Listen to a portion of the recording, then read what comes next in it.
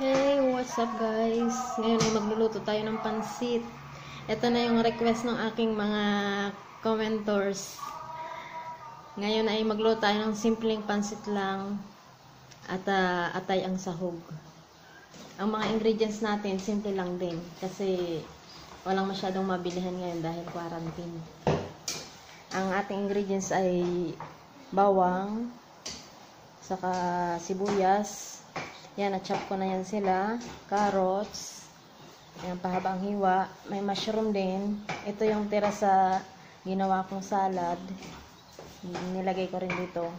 Tapos ito yung cabbage.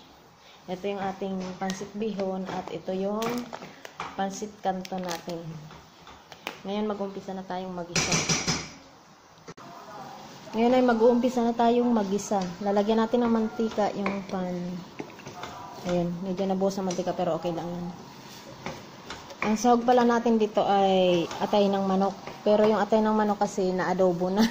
Kaya kukuha na lang tayo ng konti. Ito yun siya. Inadobo namin. Kukuha na lang tayo ng konti sa atay para isahog.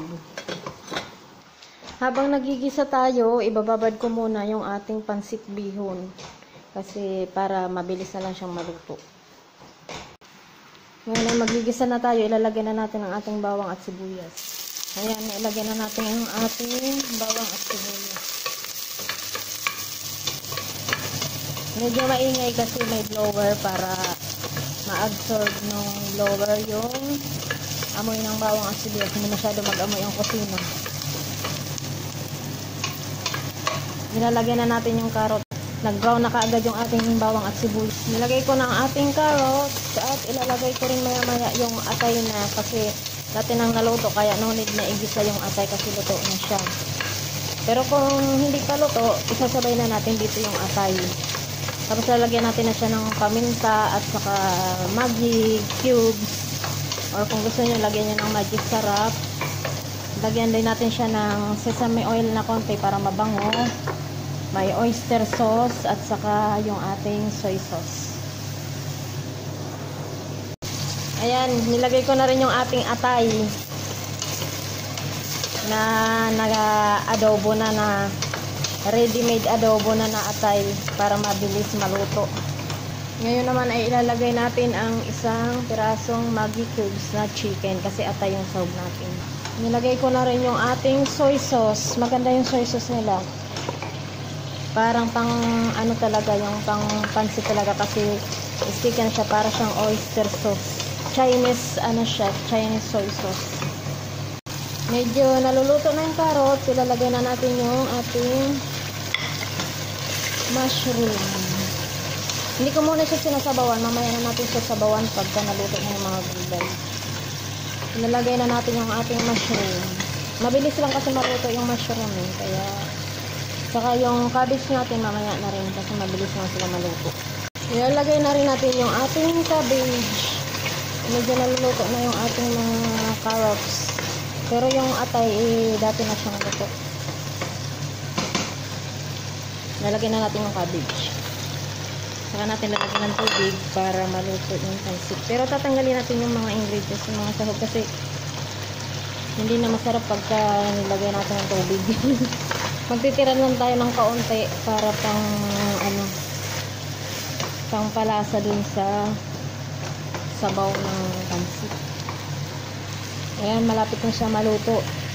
Gagawin natin yung kalahati, tatanggalin natin, tapos yung kalahati ititira natin kasi lalagyan natin siya ng sabaw para sa pagluto ng pansit.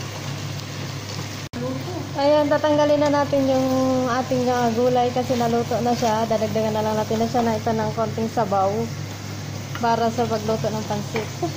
Ayan, tinanggal natin yung ibang ingredients tapos nagtira tayo ng konti. Lalagyan na natin siya ng tubig para iluto na yung pansit.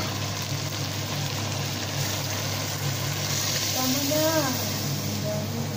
Hindi. Wala. Ayan na yung sabaw ng ating pansit. Pag kumulo, ilalagyan na natin yung ating pansit natin. Tinanggal ko na rin yung tubig ng ating pansit na binabad kanina. Bali, ang una nating ilalagay ay itong pansit na ito kasi ang pansit canton mabilis lang maluto. Ayan, kumukulo ng ating tubig. Pwede na natin ilagay yung ating pansit. Dali, lalagyan na natin siya.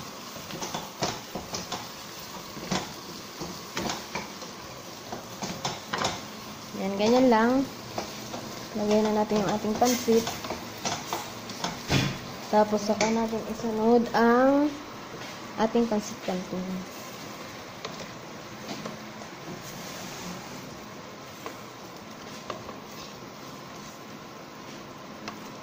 Hindi na natin siya pinagputol-putol kasi wala kaming gunting. Joke lang. Ayan. Pag medyo naluto-luto na yung bihon, pwede na natin din ilagay yung pansit canton. Kompleto na siya sa timpla, kaya no need na dagdagan ng mga toyo o kung ano-ano. Kasi yung itong sahog na ito, idadagdag natin pagka maluto-luto yung pansit canton. Medyo kompleto na siya sa sahog, kaya hindi na natin kailangan dagdagan ng mga pampalasa ng toyo o kung ano man. Ayan, naluto ng ating bihon. Isusunod na natin ilagay ang ating pansit canton. Ayan, nailagay na natin yung ating pansit canton. Haluin na natin siya para maluto. Hanggang sa maluto. Ayan, almost done na siya. Ilalagay na natin yung ating natirang sahog at ihahalo. Tapos i-off na natin yung kalang kasi luto na siya. Mabilis lang kasi maluto yung pansit canton. Okay. Ayan, ilalagay na natin yung ating natirang sahog para maghalo na siya doon sa ating pansit, yung lasa niya. Ayan, nalagay na natin yung ating natitirang sahog. I-mix-mix lang natin siya, tapos i-off na natin siya kasi luto na. Ayan na ang ating masarap na pansit. Sa mga nag-request nito, ganito lang po ang simpleng pagluto ko. Pero hindi ko alam kung paano sa inyo. Ganito lang po ang pagluto ko ng pansit. So, very simple lang. Marami pa namang sahog na pwedeng ilagay. Kung gusto nyo lagyan ng cauliflower, lagyan ng bagyo beans, pwede rin. Wala kasi kaming bagyo beans at cauliflower, kaya ito lang nilagay ko mushroom, carrots at repolyo lang. So, ayan na po ang ating finished product ng pansit na may sahog na atay. Maraming salamat po sa mga nag-subscribe na sa aking YouTube at sa mga hindi pa, subscribe lang po para sa iba pang mga recipe na lulutuin natin. Salamat po!